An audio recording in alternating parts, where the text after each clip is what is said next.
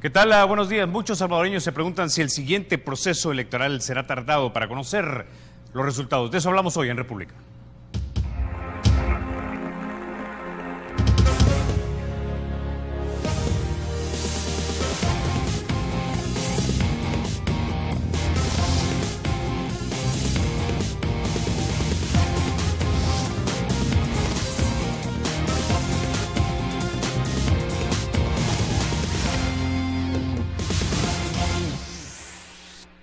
Bueno, sin mayor preámbulo, vamos a introducir a nuestros invitados. Esta mañana nos acompañan en el estudio Miguel Ángel Cardosa, él es magistrado del Tribunal Supremo Electoral.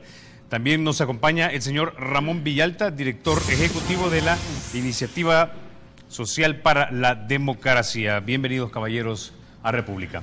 Bueno, gracias. Los salvadoreños este año tal vez somos de mente corta, o mejor dicho, de memoria corta, es lo que debo decir, y de repente no recuerdan qué tan tardado fue conocer los resultados, digamos, oficiales de las elecciones. Ya sabemos que hay un comité técnico que va a diseñar reformas electorales al código en la Asamblea. La pregunta es, don Ramón, quisiera iniciar con usted.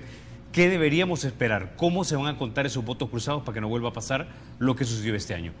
Bueno, yo creo de que hay un conjunto de reformas que la Asamblea Legislativa debe de garantizar, tenerlas lista cuanto antes para evitar que precisamente el Tribunal Supremo Electoral no cuente con el tiempo suficiente para poder llevar adelante la organización de las elecciones de 2018, además de, por supuesto, los temas presupuestarios que tuvieron un impacto en la elección anterior.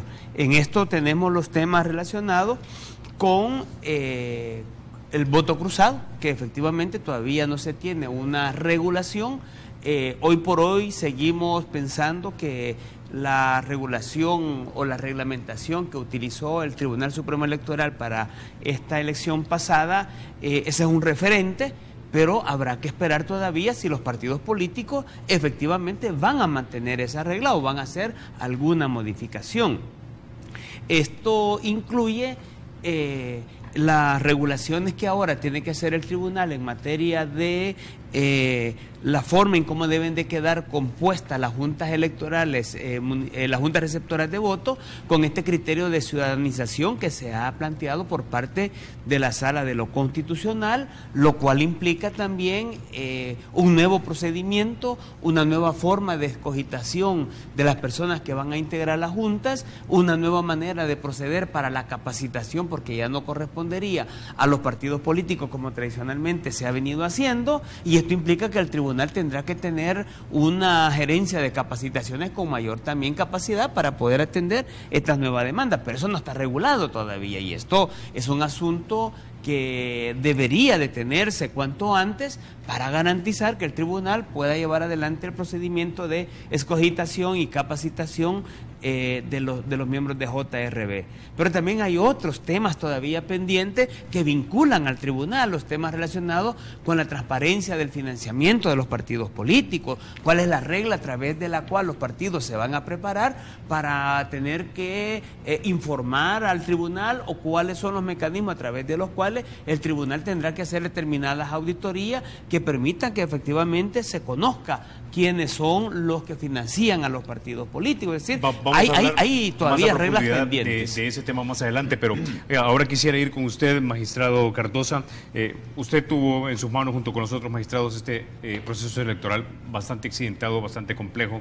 La pregunta es, intuyo que usted no quiere volver a vivir esa situación. Desde luego. Entonces, ¿qué esperaría usted de la ley?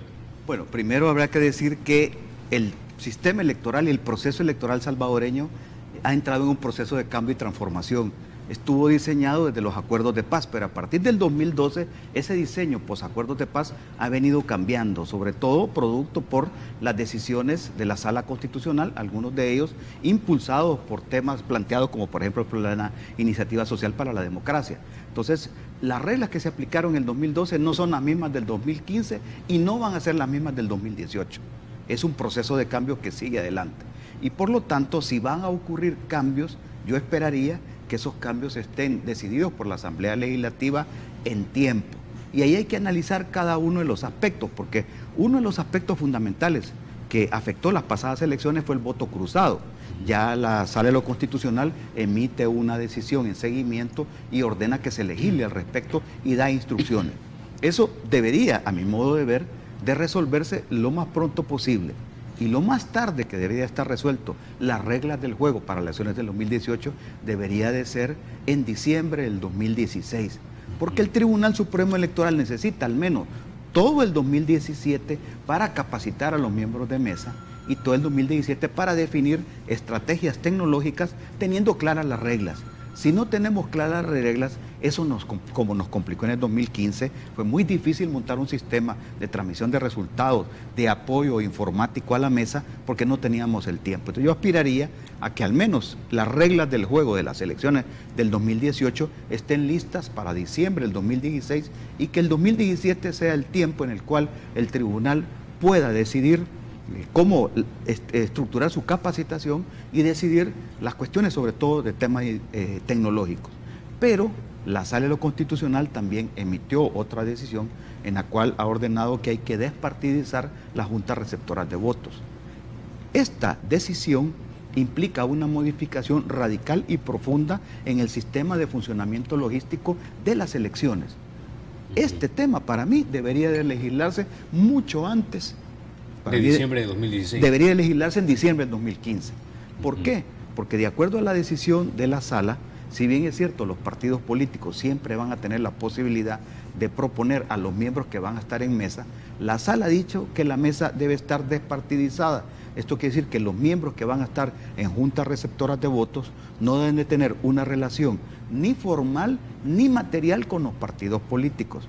Eso, como usted se estará imaginando, el Tribunal Supremo Electoral va a tener que hacer un proceso complicado, un proceso de cirugía mayor para determinar de las 110,000 personas que van a participar en juntas receptoras de votos, nosotros hagamos una investigación para determinar primero si hay una relación formal y después una relación material.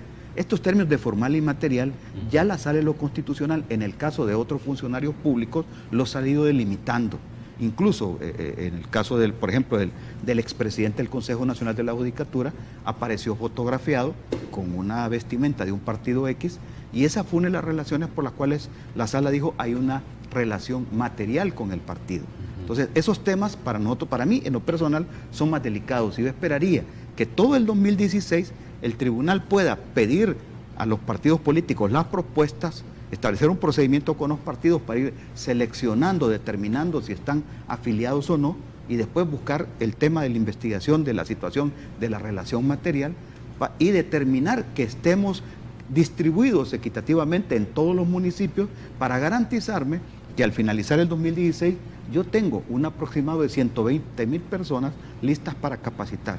Y el 2017 empezar a capacitarlos con las reglas claras. Ahora, don Ramón, yo miro eso complicadísimo. 110,000 personas. ¿Cómo nos vamos a asegurar que no tienen una relación material o formal? Es decir, no todos portan un carnet o están afiliados a un partido político. Ahora, toda persona de alguna manera tiene alguna simpatía.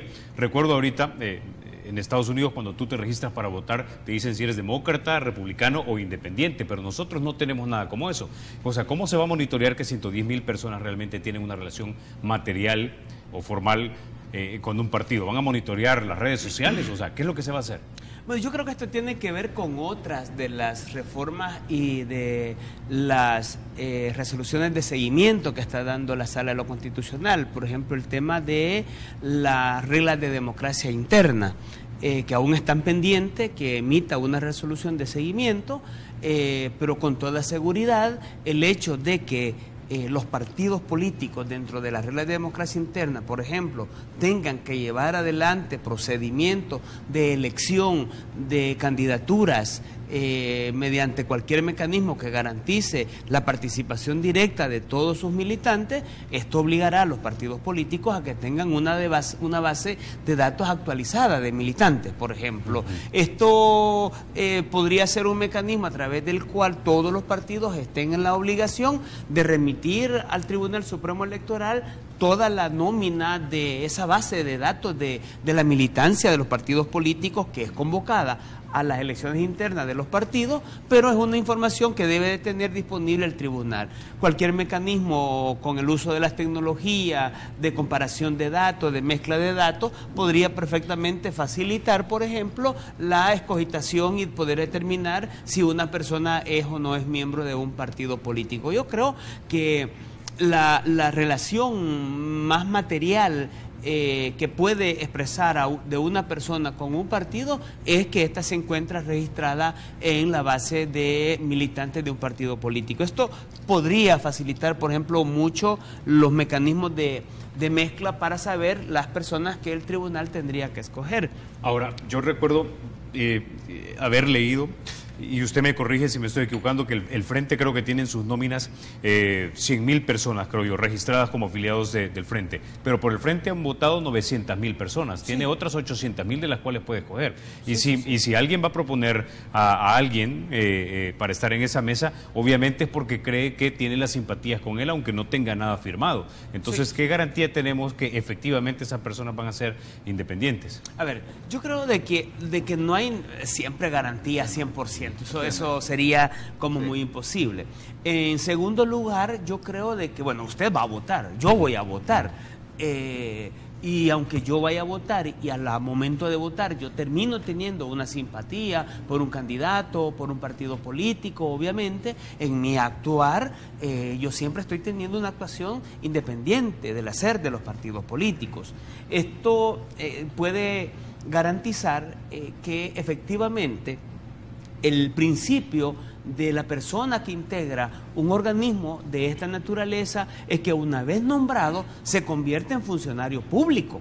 Es un funcionario público que depende de una estructura superior que es el Tribunal Supremo Electoral.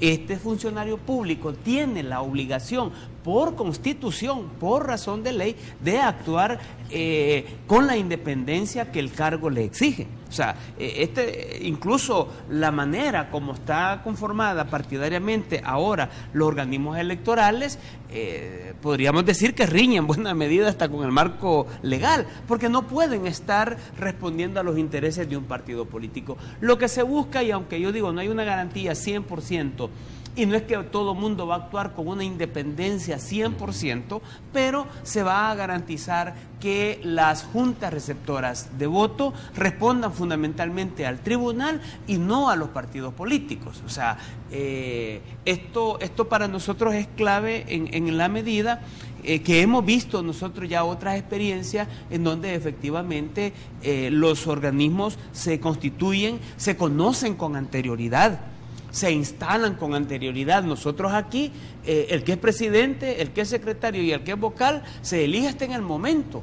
En otros países eso ya va constituido, ya la mesa ya se conoce, han hecho ejercicio, han hecho la práctica de cómo se cuentan los votos, de cómo se llenan las actas, etcétera, etcétera. Entonces permite en realidad que haya una actuación más independiente y que piensen más en atender al ciudadano y en garantizar que los resultados sean de acuerdo con la voluntad expresada por la población. Evitaría mucho esas cosas que se dicen que los militantes de los partidos en su actuación de JRB buscan la manera de eliminar, de anular, de declarar que este voto es abstención, que este no sé cuál, pero todo tiene que ver con cómo yo garantizo proteger los votos de mi partido. Entonces creo que eso es lo que se busca evitar. Ahora, magistrado Carcosa, ¿no cree usted que sería mejor que sacáramos de esta figura de las juntas receptoras de votos la posibilidad de que los partidos políticos fueran los que propusieran, sino que fuera el tribunal el que dijera temporada de contratación temporal de 110.000 personas con vistas a la siguiente elección? Desde luego, sería lo ideal y creo que en algún momento la aspiración es llegar a ese punto. Sin embargo, a este momento, por resolución de la misma sala en lo constitucional, quedó vigente la propuesta de los partidos políticos y la dejó, a mi entender, me imagino que por la misma disposición constitucional que está ahí, que faculta esto, eso le dificultó a la sala, pero dejó amarrado a que las 4 primeras propuestas son de los partidos que tienen más votación y la 5ª posición tiene que rifarse entre el resto de partidos que son contendientes, pero habló siempre de la propuesta. Sin embargo, la clave aquí va a estar que la propuesta va a venir de partidos, pero el tribunal va a tener que estudiar, analizar e investigar a esa cantidad de ciudadanos para determinar si son o no son afiliados, si tienen relación o no material con el partido, que es distinta a la relación formal. Que para mí la relación formal es la afiliación, pero la relación material es otra, de acuerdo a lo que ha dicho la sala. Sin embargo, el tribunal lo va a tener que hacer, va a tener que investigar y después va a tener que entrar en un proceso con los partidos de que le vuelvan a proponer otro grupo para garantizarnos que estén las personas que no tienen relación. Ese es el primer filtro. El segundo filtro es que la capacitación la va a tener que hacer el tribunal y ya no los partidos políticos, como bien decía Ramón. Ese es el otro filtro, garantizarnos de que las personas pasan por la capacitación técnica del tribunal y no por la partidaria. Tercero, en la acreditación, quien va a acreditar es el tribunal y no los partidos. Va a tener que acreditar el tribunal. Y por último, hay una figura que yo esperaría que se discute en la Asamblea y voy a ver si es posible que nuestra propuesta que llegue como tribunal vaya, es el hecho de hacer auditorías en caliente del trabajo de las JRB, porque siempre existe este fantasma de que ahí se están quitando votos uno, poniendo votos otros, que contaron mal, que la suma no está bien hecha, que mi voto no aparece. Quitar ese fantasma de ahí, porque si logramos hacer una auditoría en caliente del trabajo de la JRB con personal del tribunal, eso nos permitiría saber que se hizo un buen trabajo o no se hizo un buen trabajo. Y como bien decía Ramón, tiene toda la razón, los miembros de mesa en ese momento son autoridad, son funcionarios públicos que tienen la obligación de cumplir las obligaciones de ley y de constitución. Y para eso están los fiscales electorales, para ver si esta gente cumple o no cumple con su obligación. Y hacer una auditoría del Tribunal Supremo con los fiscales electorales pudiera quitarnos ese fantasma y quitarnos y lograr establecer que efectivamente los miembros hicieron bien su trabajo. Dos ventajas se me ocurren que si fueran empleados temporales del Tribunal Supremo Electoral es, por ejemplo, que la capacitación iría orientada a cómo contar votos y leer de repente la intención del votante, y la segunda, tal vez una formación en filosofía política que dijera, ustedes están aquí para, en el sentido amplio de la política, asegurarse que el proceso sea legítimo. Y un poco más allá, Carlos, porque deberíamos hay que motivar a esta gente. No hay mucha participación ciudadana en el país. Hay que empezar a motivar para que efectivamente tengamos ciudadanos comprometidos con los procesos democráticos que no solo provengan de los partidos, sino que de la sociedad que no está directamente afiliada a un partido. Hay que motivar, y una forma de motivar es que hay que crear una especie de instituto de formación que vaya metiendo a esta gente a una carrera electoral administrativa, que tenga la oportunidad de ir escalando. Si ahora es miembro de mesa, en la próxima puede ser miembro de Junta Electoral Municipal, y en la próxima puede ser miembro de Junta Electoral Departamental, y nosotros irlo acreditando e irle dando su diploma de cómo va ascendiendo en la carrera, y pudiera llegar a ser magistrado del Tribunal Supremo Electoral, que entre en una carrera administrativa y que se sienta motivado. Por ejemplo, si lo vamos a meter en una capacitación durante todo el 2017 y tenemos la posibilidad de que todos los sábados los capacitemos, va a haber que pagarle su sábado. Exacto. Le tenemos que reconocer, y entonces vamos a necesitar también fondos en tiempo para ir entrando en ese proceso. Yo creo que si entramos en eso, pues no importa que lo propongan los partidos, ya no sería el problema, sino que ellos van a cumplir bien su función. Yo creo que el tema de la capacitación es fundamental, que el tribunal tiene que darla, que el tribunal tiene que garantizarse y que ellos conozcan bien las obligaciones y las responsabilidades que asumen en ese cargo. Ok, sí. Con ese ya nos vamos a la pausa. Cuando regresemos vamos a hablar acerca de cómo contar esas caritas, y otra cosa que ya también está despertando controversia es el voto electrónico. Ya volvemos.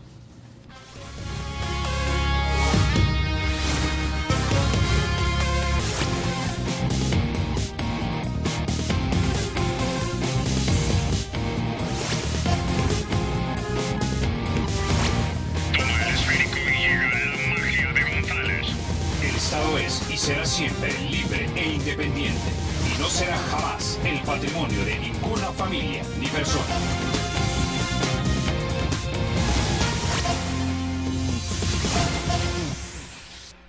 Bueno, seguimos hablando acerca de reforma electoral y quisiera ir con usted, señor Villalta.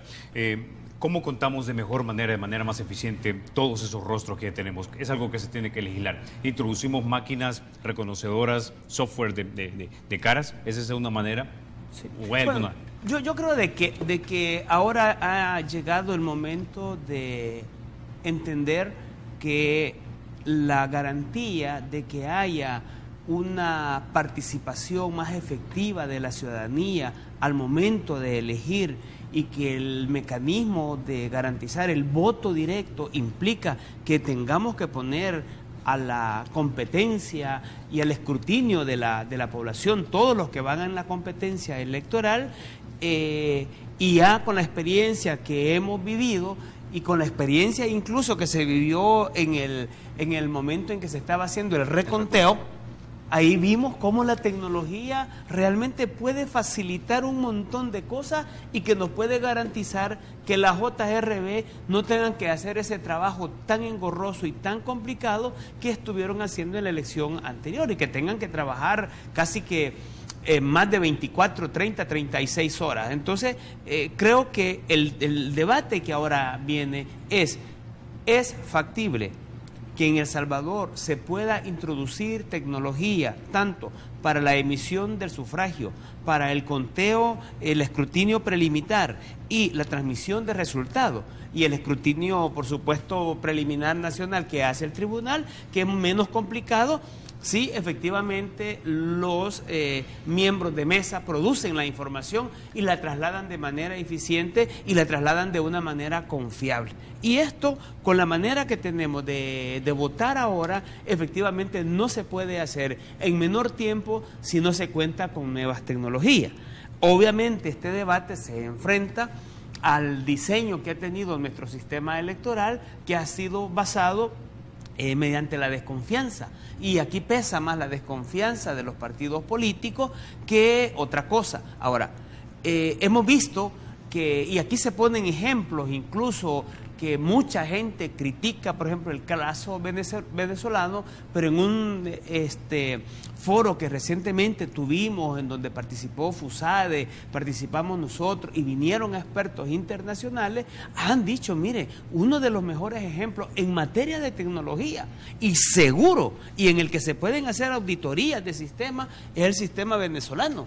Y hay que irlo a ver, decía, porque no es porque aquí se hable de Venezuela, de las cosas que se hablan, pero en términos electorales y en términos de confianza, efectivamente es un buen sistema. Entonces, para nosotros sí es un tema fundamental ahora, y yo creo que El Salvador gastaría menos, incluso la inversión podría ser menor del costo que ha tenido, no solo en costo del desgaste humano que significa lo que hemos tenido, sino también en términos de recursos financieros. El uso de las nuevas tecnologías en cantidades grandes es relativamente barata, no es necesariamente unos costos muy elevados. Puede utilizarse desde tabletas, puede utilizarse. Hay una variedad de experiencias que yo creo que podríamos aprovecharlas para garantizar, mecanizar todo el sistema de votación salvadoreño. Ahora, con este, digamos, software de reconocimiento de rostros, magistrado Cardosa, si es que ahí nos vamos, eso no eliminaría el hecho de que los miembros de las juntas receptoras fueran y abrieran los paquetes electorales y revisaran de que no hay una irregularidad, digamos, tajante, y luego solo se colocan en la máquina los empieza a contar y ahí salen la cantidad de personas por las que se ha votado y por cuáles partidos. ¿Sería de esta manera la manera idónea? Es una de las maneras. La tecnología está ahí, la tecnología está al alcance. Lo importante es saber las reglas claras, porque no voy a poder saber qué tecnología utilizo si no sé qué es lo que vamos a hacer, cuál es la regla que vamos a aplicar. Una vez que esté clara la regla, podemos ver las diferentes alternativas que hay. Esa es una de ellas. Incluso en algunos países de Asia, por ejemplo, Corea utiliza un mecanismo de eso, de máquinas de conteo, que se revisan, se ve que están válidas y se introduce en la máquina y la máquina va contando. El sistema venezolano es otro de los más interesantes. Ya esos los conocemos nosotros, el tribunal conoce esos sistemas. Ahí máquina touch y se va sumando. Y al final, como un post cualquiera, me da el tiquete que es mi voto. Y ese lo meto como papeleta. Y después podemos cruzar el sistema informático con la papeleta. Y ahí está la auditoría en caliente, ahí se sabe. El sistema brasileño es otro muy bueno también. O sea, sistemas existen. Si la Asamblea nos da las reglas claras, el tribunal puede comenzar a trabajar los nuevos sistemas con las nuevas tecnologías. Desde luego, el Estado de El Salvador tiene que, si quiere subirle el modelo tecnológico a la votación salvadoreña, tiene que invertir. y hay que gastar dinero en eso. Y eso desde ya el Estado tiene que estar claro que hay que gastar dinero. La democracia y estos nuevos mecanismos democráticos que vamos incorporando en el sistema electoral cuestan dinero y hay que invertirlo porque es la democracia. Entonces deberíamos de tener claro también que hay que hacer una inversión importante en las máquinas. Hoy se puede conseguir en las máquinas algunas que son baratas. Ahora eso es si nos vamos con el voto electrónico, que es que vaya el ciudadano y vote de manera electrónica. Desde luego, tiene la ventaja que el dispositivo electrónico conserva la información y que desde ahí, con un sistema de internet encriptado, no, usted lo manda directamente a un servidor central donde se pueden dar los resultados. Esa es una ventaja fundamental, que en cualquier dispositivo que esté en la mesa, si yo logro incorporar la información ahí, desde ahí yo transmito el resultado y es posible que en ese mismo momento se esté divulgando cuál es la información. La verdad que el voto electrónico o el escrutinio electrónico, en cualquiera de los dos casos, para nosotros sería una ventaja importante y el tribunal está dispuesto, desde la vez pasada lo queríamos hacer, pero hay que definir las reglas con tiempo, que al 2016 me digan, así se van a contar los votos cruzados y a partir de ahí nosotros desarrollamos la tecnología necesaria. La tecnología está ahí, solo falta saber qué es lo que vamos a hacer para saber cuál es la tecnología apropiada para aplicar. Ahora, señor Villalta, asumiendo, por ejemplo, de que tuviésemos una especie de voto electrónico, el ejemplo que usted puso, magistrado Cardoso, si no me equivoco, era el de Venezuela, ¿verdad? Tocas encima de la tablet, te sale el boletito, pero ¿quién garantiza que en el boletito lo veo y es por el que voté, pero luego yo me quejo? ¿Con quién me quejo si no es el que realmente por quién voté? Es decir, alguien podría decir, no, mire, no salió por quien yo voté, ¿con quién me quejo? Tendríamos que tener un sistema de vigilancia, de supervisión para que efectivamente, digamos, las máquinas no estuvieran hackeadas en este caso. Sí. O sea, hay mucha gente que tiene extremadamente desconfianza. Sí, yo creo que eso es lo que está pasando en El Salvador y ha pasado siempre. Y aquí en El Salvador, incluso en elecciones anteriores, hubieron, recuerdo yo, experiencias de momentos en que se estaban haciendo las pruebas del uso de la tecnología para la transmisión de resultados, que en algunos casos de esas pruebas hubieron hackeos para demostrar que efectivamente podía ser vulnerado el sistema. Y eso es lo que les da temor, pero también se trata aquí de buscar mecanismos como este ejemplo que se ha puesto, es que efectivamente yo puedo ver que el ticket que me está dando es el que queda registrado en la máquina y el ticket al mismo tiempo yo lo deposito en la urna y ese ticket puede ser físicamente también contado. Efectivamente yo puedo tener, si la máquina me dice que mi junta receptora de voto tuvo 300 votos y de los 300 votos tantos fueron para este y me da la distribución de cómo quedó los votos, yo puedo físicamente hacer ese conteo también con todos los papelitos que me han quedado ahí y ahí demostrar si hay o no una congruencia entre los dos resultados. Y eso es lo que ha sido validado en el caso venezolano, por eso es que se menciona que es uno de los más seguros y que puede ser efectivamente utilizable. Pero yo creo que lo que es importante es que ejemplos de los que estamos poniendo, bueno, podemos ver el mismo caso estadounidense, podemos ver el brasileño, el venezolano, es que estamos hablando de extensiones territoriales muy grandes en las que los resultados usted los obtiene en un corto tiempo. ¿Qué es lo que significa?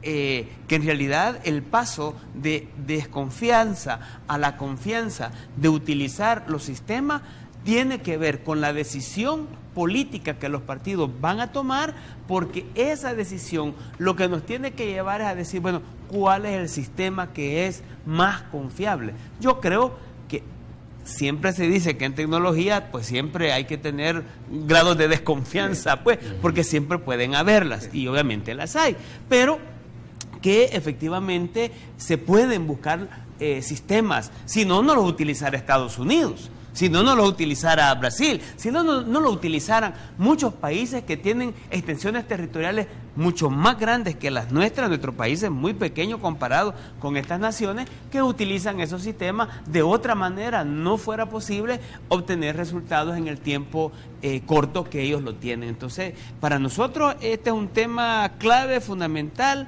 que ha llegado el momento que los diputados, que los partidos políticos asuman conciencia que la democracia debe de avanzar y que el sistema electoral debe de modernizarse. No podemos seguir con un sistema electoral arcaico en el que decimos seguimos contando los votos a pie.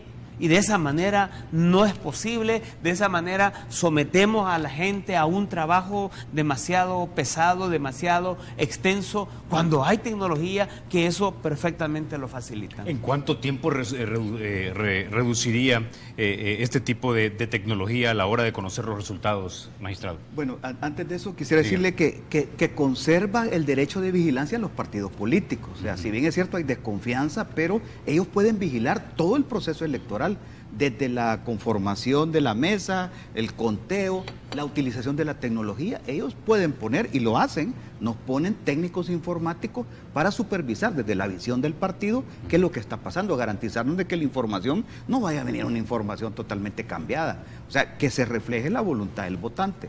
Eso a nosotros, el utilizar un dispositivo electrónico en mesa, ya sea para el voto electrónico o para el escrutinio, hago esta separación porque puede ser que al final la desconfianza sea para que voten y que sigamos votando de la misma manera, pero entonces vamos a necesitar introducir para el escrutinio de mesa, para el conteo, máquinas, introducir el dispositivo electrónico. En cualquiera de los dos casos, puesta esa información en el dispositivo electrónico, solo me basta conectarlo en internet para mandarla a un servidor central y yo en cuestión de 2 horas puedo estar dando información. Eso sería para nosotros fundamental. Si es, nosotros, ¿cuál es el problema que dábamos en el 2015? Decíamos nosotros, el problema es que el conteo manual puede durar 5 horas y a las 5 horas nosotros vamos a empezar a transmitir porque hay que emitir el acta física y empezarla a escanear.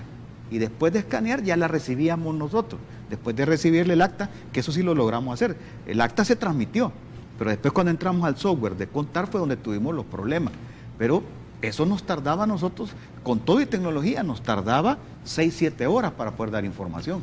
Ahora, con esta situación de tener la información en el dispositivo y que los partidos, ejerciendo su derecho de vigilancia, estén ahí presentes y vean lo que está pasando. En el caso venezolano, el POS va dirigiendo al ciudadano. El POS le dice, ¿está seguro? Le pide que ratifique si está de acuerdo con quien el voto, porque antes de emitir la papeleta, el POS le vuelve a preguntar, ¿está seguro en su votación? Y si él dice sí, entonces le emite el tiquete para votar. Entonces hay mecanismos de seguridad, pero repito, si las reglas están claras con tiempo, podemos buscar la tecnología apropiada. Y ya que usted tocó eso del tiempo, si finalmente lográramos el consenso en torno a voto electrónico, ¿para cuándo debería estar aprobado ese proyecto de ley para que el tribunal lo pudiera implementar con solvencia? El diciembre del 2016, de estar claras las reglas, incluyendo las nuevas reglas que pueden haber, porque hay demandas, por ejemplo, que están reclamando, y ISD lo ha hecho, el voto por rostro en los consejos municipales. Entonces, esa es otra regla que hay que introducir, que también el tema de la distritación que ha planteado ISD es otro tema que hay que definir. Claro, entonces, sí, esas reglas deberían de estar claras para diciembre del 2016. Sí. Entonces nosotros tendríamos tiempo, porque para nosotros el PLAGEL, el plan de elecciones, debe de prepararse unos 3 meses antes de que termine el 2016. Entonces, esas reglas serían coincidentes para nosotros para que presupuestemos los equipos, la necesidad tecnológica, conforme a esas nuevas reglas. Claro. Si esas reglas están claras, para mí lo máximo debería ser diciembre del 2016. Entonces, nosotros podíamos preparar presupuestos, preparar contrataciones todo el 2017 y la capacitación también en el 2017. Capacitar a los nuevos miembros de mesa con las nuevas reglas. Ese plazo para mí es lo máximo. Diciembre del 2016 es como el tope para que me den las reglas claras y que de ahí para allá no las estén cambiando. Que no estén introduciendo nuevas reglas, porque si no, volvemos a entrar a la misma dinámica. Bueno, con ese nos quedamos, vamos a la pausa. Cuando regresemos vamos a hablar también un poco acerca de distritos electorales. ¿Los tendremos algún día? De eso hablamos.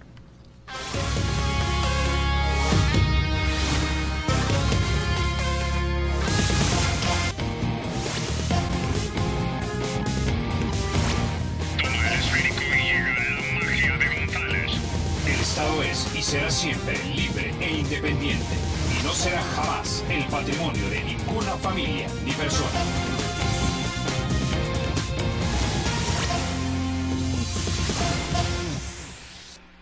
Bueno, señor Villalta, quizás antes de empezar a hablar de la posible distritación, si es que alguna vez llegamos ahí. Hablamos un poco de una ley de partidos políticos que de hecho nos llevarían a que esa participación a través de los distritos fueran por personas que efectivamente representaran al distrito. En Estados Unidos, por ejemplo, hay elecciones primarias dentro de los partidos. Son elecciones con voto secreto, ¿verdad? De las personas que viven en esa región. Ahora, la pregunta es, a su juicio, esas elecciones deberían ser, primero, ¿cómo lo legislamos?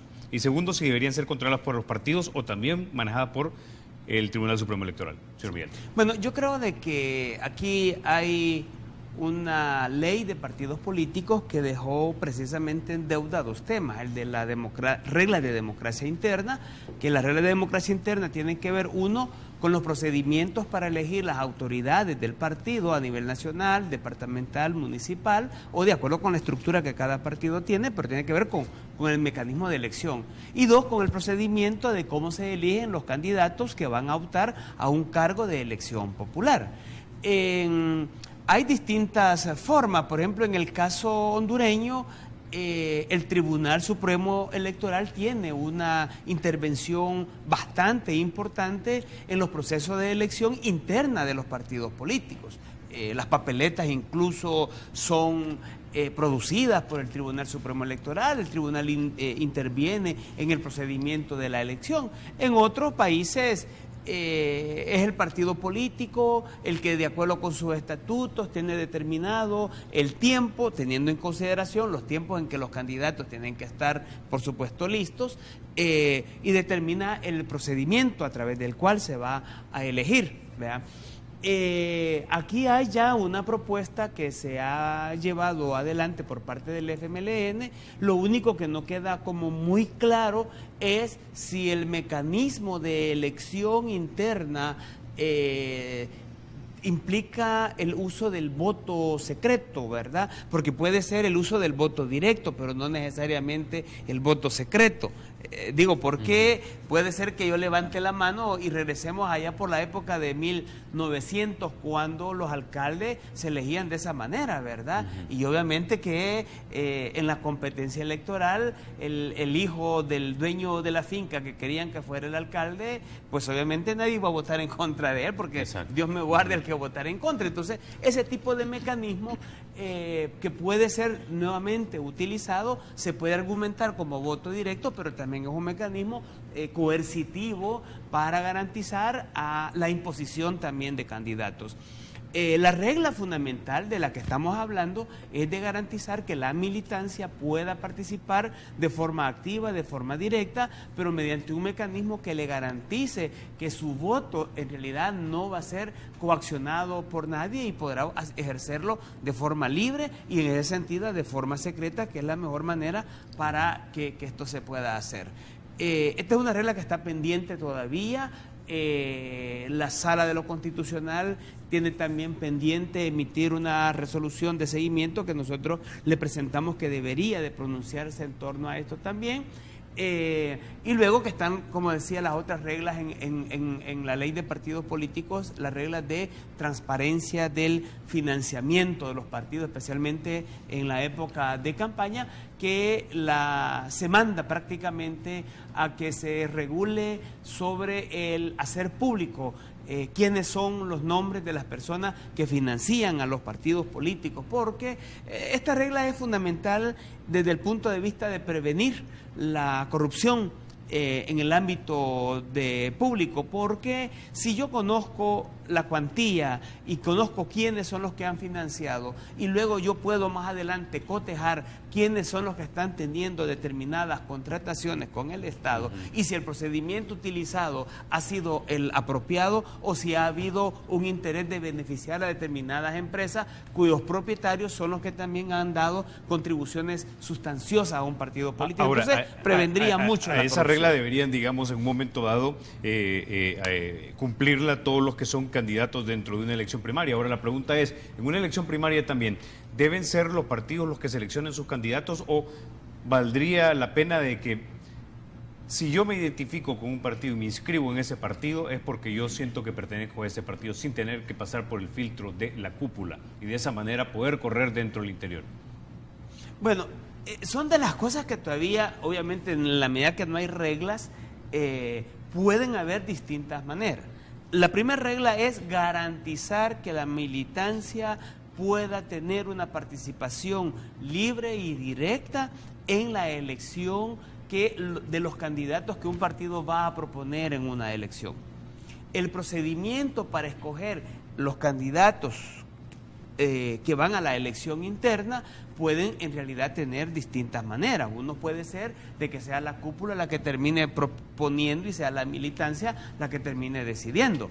Otra regla podría ser el hecho de que el partido deja libre para todo aquel que se quiera postular en la medida que cumpla con determinados requisitos, años, por ejemplo, de militancia dentro de un partido, un grado, pues no sé, académico, etcétera. No puede poner una serie de requisitos, pero que cualquiera tenga la libertad también de postular. Esa sería, por supuesto, la regla más democrática que pudiera tener un partido para permitir que todo el que tenga interés de postularse pueda perfectamente hacerlo. Pero, digamos, eso en realidad todavía no se conoce, no sabemos por dónde va a venir el seguimiento que la sala está dando a este incumplimiento por parte de la Asamblea, y lo único que conocemos es esta propuesta del FMLN que está apuntando a que sí haya una elección interna cerrada dentro de su militancia, sin que quede claro el tipo de votación, si esto puede ser directo o si va a ser simplemente con mano alzada o va a ser totalmente secreto. Ahora, magistrado Cardosa, intuyo entonces que si el Tribunal Supremo Electoral fuera quien se llegara a ocupar, o debería, mejor dicho, quizás le voy a replantear la pregunta, ¿debería ser el Tribunal Supremo Electoral el que se ocupe de elecciones primarias en un momento dado en partidos políticos? Mire, aquí hay una discusión de fondo en este tema, y es que, si bien es cierto, los partidos políticos son por naturaleza entes privados, son constituidos por entes privados y se aplican reglas privadas, en El Salvador, por una excepción, tienen reconocimiento constitucional y adquieren una especie de calidad pública, y es esa calidad pública la que pudiera justificar que un ente público entre a supervisar. Si fuera solamente privado, yo le digo, no, yo me aparto, reglas del mismo reconocimiento. El Estado no puede intervenir en cosas que son de los particulares, no se puede ir a meter a una elección de sindicatos, a una elección de una junta directiva de una asociación, no puede el Estado. Entonces, aquí hay que tener mucho cuidado en eso. Sin embargo, a este momento, las reglas de la ley de partidos son obligaciones de los partidos políticos. Y al Tribunal Supremo Electoral la obligación que le da es vigilar que el partido cumpla con esas obligaciones de la ley. A eso nos estamos preparando, para eso el tribunal ya les pidió información, les dijo, mire, infórmeme si está cumpliendo. Eso se lo estamos pidiendo nosotros. Pero a los si partidos no están cumpliendo, políticos. ¿tienen algún tipo de poder sobre eso? Tienen algún tipo de sanción. La ley sí establece un procedimiento administrativo sancionador en el cual, por medio del mecanismo de multas, el tribunal puede sancionar los incumplimientos a la ley. Esa facultad sí se la dejó la Asamblea Legislativa al Tribunal Supremo Electoral. Y en el tema de las elecciones internas, todavía no se ha dicho todo, porque si bien las reglas no están muy claras en la ley, la Sala de lo Constitucional podría, en vía de seguimiento de sentencia, dar algunas reglas un poco más claras de cómo va a ser el sistema de democracia interna. Y ahí pudiera establecerse si el tribunal tiene un poco de más atribuciones. Esas deberían de estar señaladas en la ley. Si no está señalada en la ley, el tribunal no puede entrar a conocer de las asambleas, ni siquiera apoyar, como ocurre en otros países, que interviene y apoya directamente la asamblea. En el caso de El Salvador no. En el caso de El Salvador, el tribunal, el diseño legislativo es, tribunal, usted vigile que los partidos cumplan. Incluso en el tema de la transparencia que planteaba Ramón, la ley les obliga a los partidos políticos a crear una oficina de acceso a la información en donde los ciudadanos puedan pedir la información. Y solamente si no dan la información, le pueden ir a decir al Tribunal Supremo, mire, el partido no me está dando la información, esa es la puerta de entrada. Yo tengo que garantizar como tribunal que están cumpliendo con esa obligación, al menos de organizar su oficina. Y ya se les mandó una nota pidiendo que nos informe si están cumpliendo con esas obligaciones. Ok, tengo 4 minutos, así que le voy a dar 2 minutos a usted y 2 minutos a usted, magistrado Cardosa. Y la última pregunta es, ¿nos debemos mover hacia los distritos electorales de tal manera que los congresistas, los diputados estén más cerca de su población y yo sé quién es mi diputado? Y debería estar ese diputado viviendo en ese distrito. No, nosotros consideramos que debe de fortalecerse el vínculo representante-representado, pero no necesariamente mediante la creación de los distritos uninominales. Esto, en el caso salvadoreño, de acuerdo a cómo está la situación, podría llevarnos a potenciar mucho el bipartidismo y nuestra Constitución, tal como está diseñada, no permitiría mucho el bipartidismo. Entonces, no podemos llegar a un diseño. Nuestra propuesta más bien está planteada, uno, que se respete el principio de que la base del sistema electoral es la población, y en este sentido establecer un conjunto una línea de circunscripciones electorales mucho más uniforme. Por ejemplo, podrían ser circunscripciones electorales de 3, de 4 o de 5 máximo, ¿verdad? Esto evitaría que tengamos circunscripciones tan desiguales como el caso de San Salvador con 24, y no desiguales por razones de población, porque los 24 corresponden al criterio poblacional de San Salvador, como los 3 de Cabañas no necesariamente corresponden con el criterio poblacional, porque en el caso de Cabañas, si uno aplica estrictamente criterio poblacional, solo le corresponden 2. Lo que pasa es que ahí el PCN, cuando se estaba discutiendo cómo iban a quedar definidas las circunscripciones y la cantidad de diputados, y respetando el criterio poblacional, inventaron la regla de que en ningún caso ninguna circunscripción podría llegar a tener menos de 3, y este fue el caso Morazán, San Vicente, La Unión, creo, okay, y Cabañas. Ahora, pero buscamos circunscripciones con más de una diputación. Ahora, en corto, ¿deben vivir en esa circunscripción? Por supuesto que deberían de tener arraigo. Magistrado Cardosa, ¿qué tanto facilitaría esto para ustedes su trabajo? Bueno, logísticamente para nosotros sería ideal que eso llegara a concretarse. Sin embargo, aquí hay que decir algo. La decisión de mover a distritos es una decisión que trastoca el sistema electoral salvadoreño, porque trastoca la circunscripción. Esa decisión tiene que madurarse políticamente, tiene que madurarse mucho. Segundo, si entre más grande sea la circunscripción, mayor posibilidad de garantizar el principio de proporcionalidad y la posibilidad de que los diferentes partidos tengan representación. Entre menos es el número, facilitamos el bipartidismo. Entonces son reglas que hay que tener claras. En todo caso, como bien dijo Ramón, debe de preservarse que el número de población es lo que determina los diputados, de acuerdo a la Constitución y la proporcionalidad que la misma Constitución establece. Bueno, caballeros, se nos acabó el tiempo, pero ha sido una discusión definitivamente iluminante. Muchísimas gracias, los vamos a volver a invitar definitivamente aquí a República. Muchas gracias. A ustedes, amigos, los espero en la próxima ocasión. Recuerden, la República es de todos, hay que cuidarla.